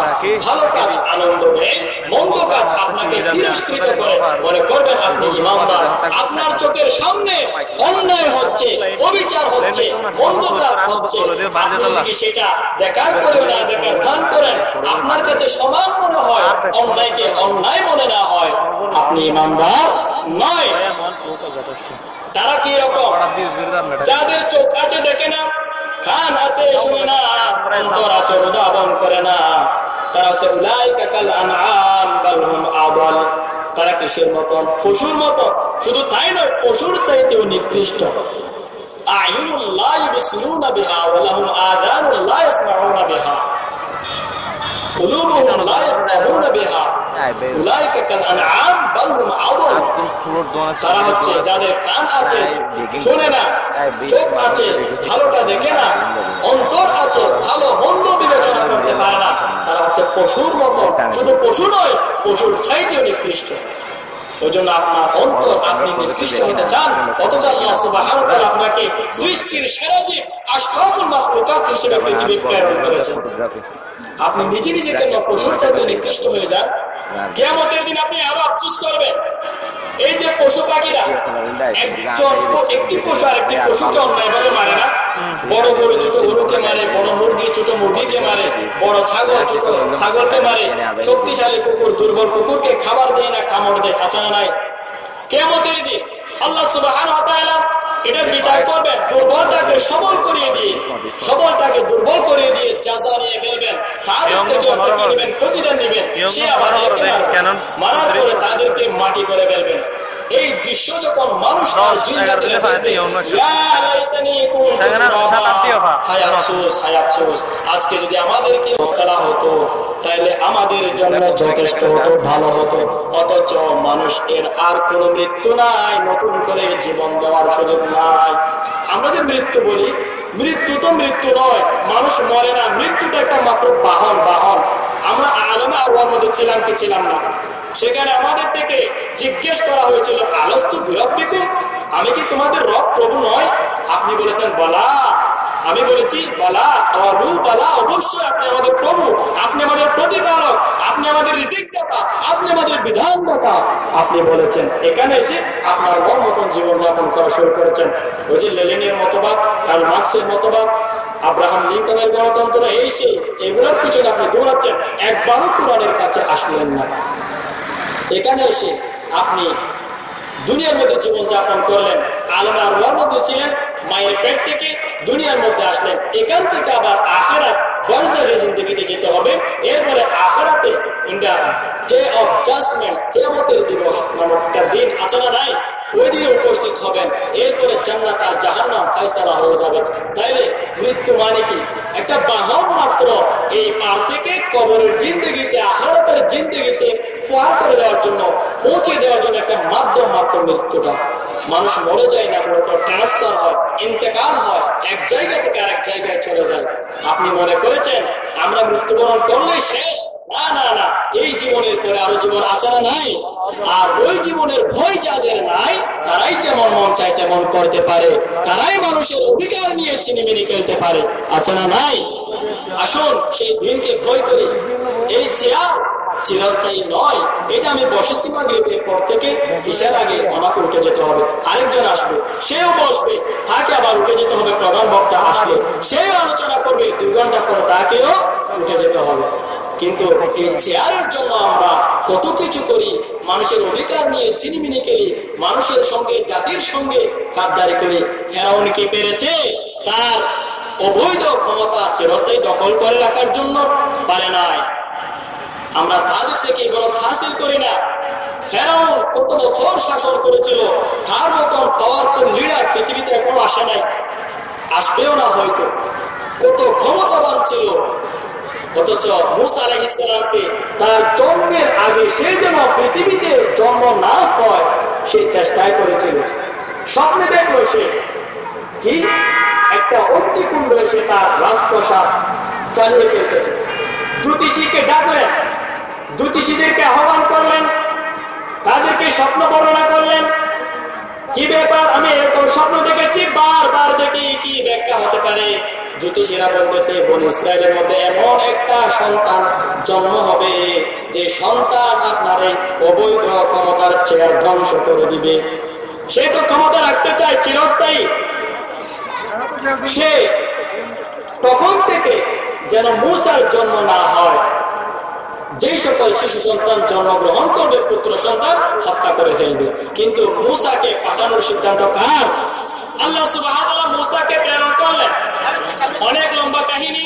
মূসা আলাইহিস সালাম বড় হলেন, আল্লাহ সুবহানাহু ওয়া তাআলা তাকে নবুয়ত দিলেন, তাকে ফেরাউনের কাছে দাওয়াত নিয়ে যাওয়ার জন্য আদেশ দিলেন। ইযহাব ফিরআউন ইন্নাহু তাগা। ফিরআউন বেশি উৎকৃষ্ট হয়ে গেছে, সে অসৎ হয়ে গেছে, তুমি তার কাছে দাওয়াত নিয়ে যাও। মূসা আলাইহিস সালাম আল্লাহর কাছে দোয়া করলেন, আমার বড় ভাই হারুনকেও বানান আমার মতন নবী, তাকে সঙ্গে নিয়ে আমি তার কাছে যাব। দাওয়াত দিলেন। তার অবৈধ ক্ষমতা মানুষদের উপরে অন্যায়ভাবে জুলুম করা ছাড়তে বললেন। ফেরাউন বলছেন, না আমি এটা ছাড়তে পারবো না, প্রয়োজনে তোমাকে আমি হত্যা করবো, তোমাকে দেশ ত্যাগ করবো করাবো, তোমাকে আমি মেরে ফেলবো, কিন্তু আমি এই চেয়ার ছাড়তে চাই না। বনী ইসরায়েলরা নির্যাতিত, আল্লাহর কাছে দোয়া করতে লাগলেন, ওগো আল্লাহ আর কতদিন, আর কতদিন? এই ফেরাউনের ক্ষমতা যাবে কখন? ফেরাউনের সঙ্গে তো আমরা পারি না, তার ক্ষমতা, তার পুলিশ, তার প্রশাসন, তার হাত অনেক লম্বা, পারি না কেন? আল্লাহ বলছেন ধৈর্য ধারণ করো, ইন্নাল্লাহা মা'আস সাবিরিন। আল্লাহ সুবহানাহু ওয়া তাআলা ধৈর্যশীলদের সাথে থাকেন। আল্লাহ সুবহানাহু ওয়া তাআলা মূসা আলাইহিস সালামকে নির্দেশ দিলেন, মূসা যদি ফেরাউনের অত্যাচার থেকে বাঁচতে চাও, ফেরাউন যাবে না, তুমি নিজের দেশ ত্যাগ করে তুমি চলে যাও। কোথায় চলে যাও? মিশর ত্যাগ করে চলে যাও। বাসি বললে দেশ ত্যাগ করতাম, নিজের জন্মভূমি। হ্যাঁ, আল্লাহর সিদ্ধান্ত।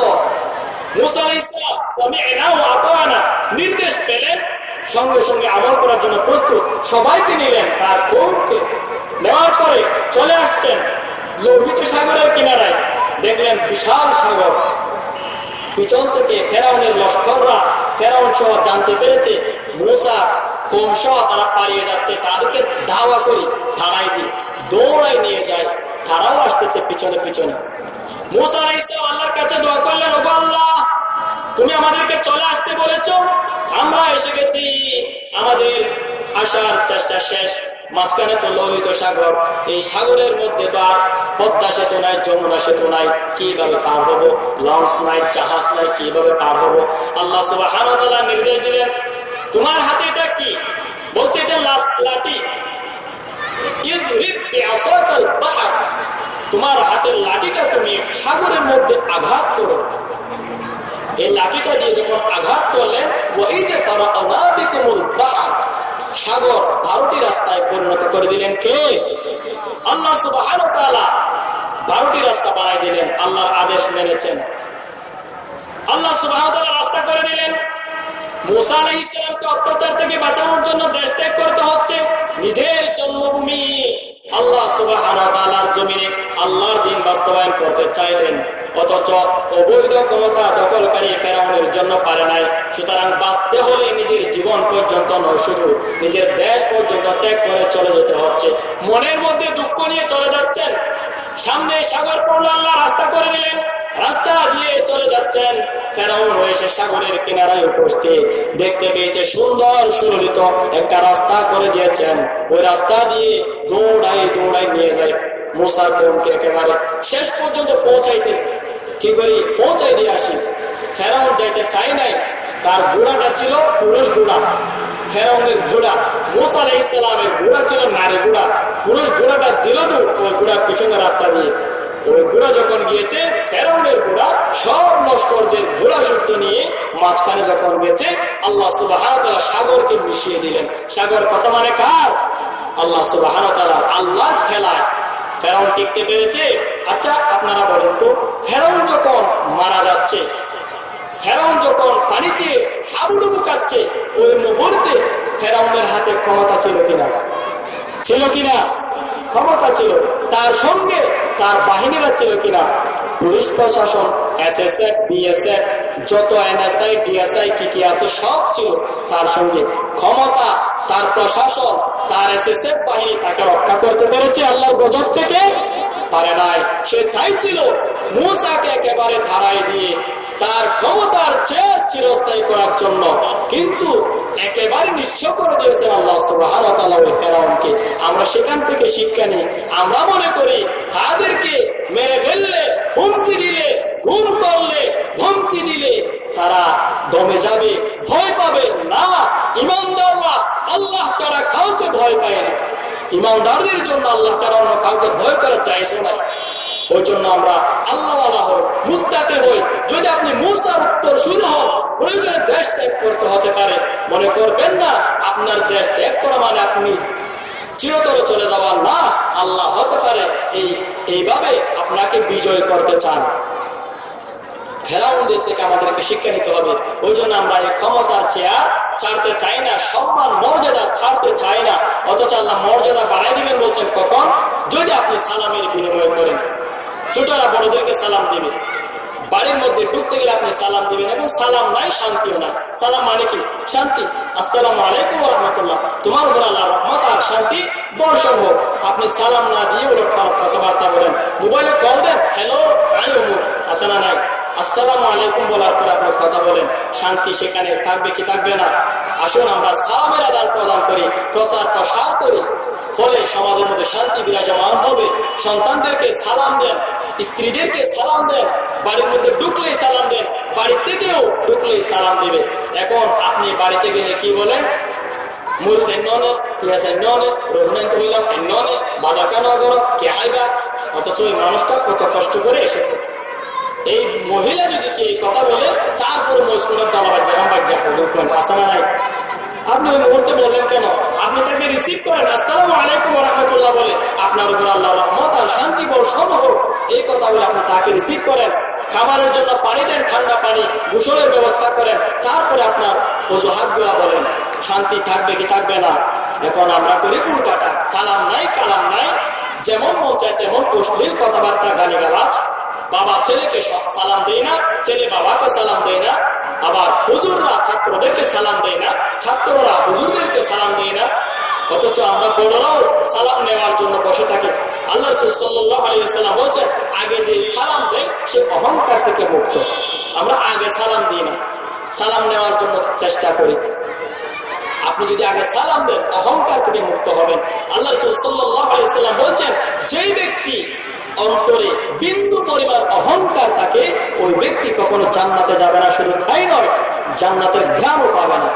আপনি জান্নাতে যেতে চান, অহংকার মুক্ত জীবন যাপন করেন, গোড়ামি মুক্ত জীবন যাপন করেন, ফলে সালামের আদান প্রদান করেন। আল্লাহ রাসূল সাল্লাল্লাহু আলাইহি ওয়াসাল্লামের মতো মহামানব আসমানের নিচে জমিনের উপর আর কেউ ছিল না। তার আগে কেউ সালাম দিতে পারে নাই। আম্মা জান আয়েশা সিদ্দিকা রাদিয়াল্লাহু তাআলা আনহা বলছেন, রাসূল সাল্লাল্লাহু আলাইহি ওয়াসাল্লাম বাড়িতে আসলে আমরা সালাম দেওয়ার জন্য বুক পেতে বসে থাকতাম, অথচ আল্লাহ রাসূলের আগে আমরা কেউ সালাম দিতে পারতাম না। সুবহানাল্লাহ। আর আপনি বলেন বৌমা সাইতে গেলাম দিবে আদব কায়দা কিছু নো শিখে সালাম নাও ঘরে মরে হাত ধরে আসে না নাই? পায়ে ধরে সালাম করার রীতি কোথায় পেয়েছেন আপনি?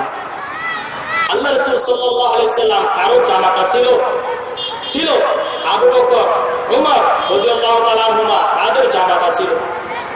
আবু বকর উমর আল্লাহ রাসূলের শ্বশুর, আলী উসমান যুন্নুরাইন রাদিয়াল্লাহু তাআলা আনহুমা, তারা দুইজন আবার আল্লাহ রাসূলের জামাতা। আল্লাহ রাসূল শ্বশুর ছিলেন, জামাতাও ছিলেন। আল্লাহ রাসূল শ্বশুর হিসেবে আলী থেকে উসমান যুন্নুরাইন রাদিয়াল্লাহু তাআলা আনহুমা, তাদের থেকে কখনো পায়ে ধরে সালাম চেয়েছেন? ফাতুরের সালাম না বলে বলে বলতে আদব কায়দা নও শিখেন। আল্লাহ বলেন ইযা হাইয়তুম বিতাহিয়াতিন ফাহাইয়ু বিআহসানা মিনহা, কেউ যদি আপনাকে অভিবাদন জানায়, সালাম জানায়, তার চাইতে উত্তমভাবে সালামের জবাব দাও। কেউ যদি আপনাকে পায়ে ধরে সালাম করে, আপনার এর চাইতে উত্তমভাবে দিতে হবে। যে পায়ে ধরে সালাম করবে তার পায়ে চুমা দিতে হবে, আপনাকে উত্তমভাবে দিতে বলছেন আল্লাহ। যদি উত্তমভাবে দেওয়ার সুযোগ না হয়, আও রুদ্দুহা, তার মতন করে সালামের জবাব ফিরিয়ে দাও। সে আপনাকে পায়ে ধরে সালাম করেছে, আপনার উপরে দায়িত্ব হয়ে গেছে তাকে পায়ে ধরে সালামের জবাব দেওয়া। কখনো করেছেন? পায়ে ধরে সালাম নেওয়ার জন্য বসে থাকছেন, বলছে এত উল্টা হাতা না, সোজা হাতা। আপনি জানেন না, আমি না জায়েজ বলছি না, জায়েজ আছে, কপাল মতো হতে পারবে না। যেই জায়গায় সুন্নাহ বিদ্যমান সেখানে আমি জায়েজের কাছে যাবো কেন? সুন্নাহ করেন, মুসাফাহা করেন, মুআনাকা করেন, মুসাদারা করেন। আপনি জায়েজ বলে পায়ে ধরে সালাম করবেন, কপাল নত হবে, অথচ এই কপাল আল্লাহ ছাড়া আর কারোর জন্য নত করার সুযোগ নাই। শিরক যদি একবার হয়ে যায়, আপনার আমল সব বরবাদ হয়ে যাবে। আল্লাহ রাসূলকে বলেন লাইন আশরাকতা, আপনি যদি শিরক করেন লায়াহবাতান্না আমালু, আপনার আমল বরবাদ হয়ে যাবে। অথচ আপনি না জেনে শিরকের মধ্যে শামিল হয়ে যাচ্ছেন। একেবারে সম্মান নিতে গিয়ে আপনি যদি মনে করেন আমাকে সালাম করতে হবে, আপনি নিজে নিজের ঠিকানা নিজেই জাহান্নামে তৈরি করে নিলেন। কেউ আপনাকে ইচ্ছে করে সালাম দেয়, আপনি কারো কাছ থেকে সালাম পান এই আশা যদি করেন, আপনি নিজের ঠিকানা নিজেই জাহান্নামে করে দিচ্ছেন। ওই জন্য আপনি আরেকজনকে সম্মান দিতে চাইবেন, আপনার সম্মান, আপনার মর্যাদা বাড়াই দিবেন কে? সম্মান পেতে হলে সম্মান দিতে জানতে হয়। আপনি আরেকজনকে সম্মান করবেন, আল্লাহ সুবহানাহু ওয়া তাআলা আপনার সম্মান মর্যাদা বাড়াই দিবেন। ওই জন্য আমাদের সমাজে সালামের আদান প্রদান, সালামের প্রচার প্রসার করার প্রয়োজন আছে না নাই? আসুন আমরা সালাম দিই। স্বামী হিসেবে স্ত্রীকে দিবেন, সন্তানকে দিবেন, বৌমাকে দিবেন। বউ হিসেবে আপনি আপনার শ্বশুরকে, আপনার বাবাকে, আপনার ভাইকে, আপনার মাকে সালাম দেন। তারপর আপনার ঘরে, আপনার সমাজে শান্তি আর শান্তি বিরাজমান হবে ইনশাআল্লাহ। এরপরে হাসি দিলে কে হাসির জবাব দেওয়া, ওই সম্মিত হইলে আতস। 5 নম্বর হক কি? যদি কেউ হাসি দেয়, হাসির জবাব দেওয়া। আমি এখানে যদি হাসি দিই, আলহামদুলিল্লাহ বলি, আপনারা এই কথা শুনছেন, আপনার উপরে ওয়াজিব হয়ে যাবে আপনি কি করা? ইয়ারহামুকাল্লাহ বলে জবাব দেওয়া। এটা অধিকার ইমানদার হিসেবে। 6টি অধিকারের 5 নম্বর অধিকার হচ্ছে এইটা। যদি আপনি এটা আদায় করতে পারেন, আল্লাহ আপনার জন্য মঙ্গল রেখেছেন, কল্যাণ রেখেছেন। হতে পারে এই অধিকার আদায়ের বরকতে আল্লাহ আপনাকে ক্ষমাও করে দিতে পারেন। ইমাম আবু দাউদ রাহিমাহুল্লাহ বড় মুহাদ্দিস ছিলেন, তিনি মারা গেছেন। অনেকদিন পরে তার একজন ছাত্র স্বপ্ন দেখলেন, হুজুর আপনার সঙ্গে আল্লাহ কেমন আচরণ করেছে? ইমাম আবু দাউদ রাহিমাহুল্লাহ বলছেন, ভালোই আচরণ করেছেন, আল্লাহ আমাকে ক্ষমা করে দিয়েছেন। আমি যে হাদিসের বিশাল খেদমত করেছি, এত কিছু আল্লাহর প্রয়োজন হয় নাই। একটা ছোট্ট আমল আল্লাহ সুবহানাহু ওয়া তাআলার এতই পছন্দ হয়েছে, ওই আমলের বরকতে আল্লাহ আমাকে ক্ষমা করে দিয়েছেন। আর এই যে বাকি হাদিসের খেদমত করলাম, এই খেদমতের বিনিময়ে আল্লাহ সুবহানাহু ওয়া তাআলা আমাকে মর্যাদা বৃদ্ধি করে দিয়েছেন। ছাত্র জিজ্ঞেস করলো, হুজুর তাইলে ওই আমলটি কি? বলছে, আমি একবার নদী পার হচ্ছিলাম, নদীর কূলে উপরে একজন ইমানদার হাসি দিয়েছে, আলহামদুলিল্লাহ বলেছে। আমি হাসির জবাব দেওয়াটা ভুলে গেলাম, নদীর ওই পারে চলে গেলাম, মনে পড়লো। ওই পারে যাওয়ার পরে মনে পড়েছে আমি তো আমার ভাইয়ের অধিকার ফিরিয়ে দিয়ে নাই, হক ফিরিয়ে দিয়ে নাই, ইয়ারহামুকাল্লাহ বলি নাই। আমি তো অধিকার রেখে দিয়েছি। মাঝিকে বলছেন, মাঝি ভাই আমাকে ওই পারে নিয়ে যাও, আমি একটু অধিকার ফিরে দিতে চাই। ইয়ারহামুকাল্লাহ বলতে চাই। মাঝি বলতেছে, না না হুজুর, নদী ওই পারে যদি যেতেই হয় তাইলে নৌকা ভর্তি হতে হবে, পূর্ণ হতে হবে। নৌকা পূর্ণ হতে হতে তো ওই ব্যক্তি চলেও যেতে পারে। অতক্ষণ অপেক্ষা করার সময় নাই, পুরো নৌকার ভাড়া আমি একাই দিয়ে দিব, কিন্তু একজন ইমানদারের হক নিয়ে আমি দুনিয়ার থেকে যেতে চাই না। চলে গেলেন ওপারে। ইয়ারহামুকাল্লাহ বলে তিনি একজন ইমানদারের অধিকার ফিরিয়ে দিলেন। আল্লাহ সুবহানাহু ওয়া তাআলার এই আমলটা এতই পছন্দ হয়েছে, আল্লাহ সুবহানাহু ওয়া তাআলা এটার বরকতে আল্লাহ জান্নাত দিয়েছেন। আখলিস দীনাকা ইয়াকফিকা আমলুল কালিল, অল্প আমল করো আর তাদের জন্য যথেষ্ট হয়ে যেতে পারে। আপনারা সবাই জানেন বুখারী শরীফের বর্ণনা, আল্লাহ রাসূল সাল্লাল্লাহু আলাইহি ওয়াসাল্লাম বলেন, একজন বেশ্যা নারী একটা কুকুরকে আহার করার পানি পান করানোর কারণে আল্লাহ তাকে ক্ষমা করে দিয়েছেন। আরেকজন মহিলা একটা বিড়ালকে বেঁধে রেখেছিলেন, ওই বিড়ালকে ছেড়ে দেয় নাই, খুলে দেয় নাই, ওই বিড়ালটা বন্ধ অবস্থায় মারা গেছে। ফলে আল্লাহ সুবহানাহু ওয়া তাআলা তার প্রতি নারাজ হয়ে জাহান্নামী করে দিলেন সৃষ্টির প্রতি বিচার করার কারণে। কোন আমল যদি কি আল্লাহর অপছন্দ হয় জাহান্নামে দিয়ে দেন, আর যদি পছন্দ হয় এটার বরকতে আল্লাহ সুবহানাহু ওয়া তাআলা আপনাকে অনুগ্রহ করে জান্নাত দিয়ে দেন। একটা বিড়ালকে যদি বেঁধে রাখার কারণে, খুলে না দেওয়ার কারণে একজন মহিলাকে আল্লাহ জাহান্নামে করে দেন। আর যে ব্যক্তি বছরের পর বিনা বিচারে আলেমদেরকে বন্দী করে দুনিয়া থেকে চলে যেতে হয়েছে, তাদের কি অবস্থা হবে? যারা বিনা বিচারে 3 বছর পর্যন্ত মানুষদেরকে বন্দী করে রেখেছেন, মানুষদেরকে অজুহাত দিয়ে অমুকের মামলা তমুকের মামলা দিয়ে জেলখানায় বন্দী করে রাখেন, তাদের কি অবস্থা হবে? আল্লাহ রাসূল কিন্তু হাদিসের মধ্যে বলেছেন একটা বিড়ালকে বন্ধ করে রাখার কারণে জাহান্নামে হয়েছে। আর আপনি একজন আলেমকে বিনা বিচারে আপনি একেবারে অজুহাত দিয়ে অপবাদ দিয়ে দুনিয়ার থেকে চলে গেছে, আপনাকে তো আল্লাহ সুবহানাহু ওয়া তাআলা রেহাই দিবেন না। সময় থাকতে আপনি আল্লাহর কাছে ক্ষমা চেয়ে নেন। আমরা যারা এরকম আলেমদেরকে প্রমোট করে, যারা আলেমদেরকে বন্দী করে রাখে, তাদেরকে প্রমোট করে, তাদের কাতারে আমরা শামিল হব না। আলেম ওলামাদের সঙ্গী হন, আলেম ওলামাদের সোহবত আপনারা নিন, সত্যবাদীদের সঙ্গী হন। যারা সত্য কথা বলে, হক কথা বলে, কোরআনের কথা বলে, দ্বীনের কথা বলে, তাদের কাতারে আসুন। কোরআন এবং সুন্নাহর আলোকে আপনার জীবন রঙিন করুন, আপনার জীবন সফল হয়ে যাবে ইনশাআল্লাহ। মানুষের হক আমরা মানুষদেরকে ফিরিয়ে দেওয়ার চেষ্টা করব। হকুল্লাহ আল্লাহ ক্ষমা করতে পারেন, মানুষের হক আপনি যদি নিয়ে দুনিয়া থেকে চলে যান আল্লাহ ক্ষমা করবেন না। মানুষের অধিকার যেন আমরা ফিরিয়ে দিই, মানুষদেরকে যেন আমরা কষ্ট না দিই, আমার দ্বারা যেন কেউ কোনো কষ্ট না পায়, কোনো ক্ষতিগ্রস্ত যেন না হয়। এরপরে 6 নাম্বার হচ্ছে সব সময় আপনার ভাইয়ের কল্যাণ কামনা করবেন, হোক সে আপনার সামনে উপস্থিত অথবা আপনার সামনে অনুপস্থিত। গীবত পরনিন্দা আপনি কখনো করবেন না, হিংসা করবেন না। হিংসা যদি আপনি করেন আপনার নেক আমল এমন ভাবে পুড়ে যায় যেইভাবে কাঠকে আগুন পুড়ে ছাই করে ফেলে। আসুন আমরা অল্প আমল করতে পেরেছি, এই আমলগুলো যেন হিংসার কারণে ধ্বংস হয়ে না যায়। আমল কম করে, আমাদের হায়াত কম, আমল সালেহ করার চেষ্টা করি। আল্লাহ সুবহানাহু ওয়া তাআলা আমাদেরকে তৌফিক দান করুন, আমিন। হাযা মা ইনদি ওয়াল ইলমু ইনদাল্লাহ আলাইহি তাওয়াক্কালতু ওয়া ইলাইহি উনীব ওয়া মা তাওফীকি ইল্লা বিল্লাহ। আসসালামু আলাইকুম ওয়া রাহমাতুল্লাহ।